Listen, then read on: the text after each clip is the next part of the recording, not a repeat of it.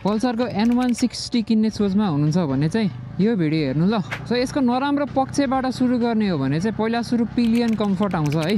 यो इन्डियन साइटहरूमा रिभ्यूमा हेर्दाखेरि चाहिँ धेरै जसोले लङ टुरमा पछाडि बस्ने मान्छेलाई अप्ठ्यारो भयो भन्ने कुरा गरिरहेको हुन्छ। अर्को कुरा चाहिँ यसको 2 भ्याल्भ इन्जिन भएको भएर यसको चाहिँ हाई एन्ड पर्फर्मेन्स अलिक कम फिल हुन जान्छ है। जुन भनेको चाहिँ तपाईँले एकदम बाइक स्पिडमा चलाउँदाखेरि पनि तपाईँको पावर अलि नदिएको हो कि नपुगेको हो कि जस्तो लाग्न सक्छ कसैलाई। र यसको राम्रो पक्षको कुराहरू गर्दाखेरि चाहिँ एकदमै धेरै छ।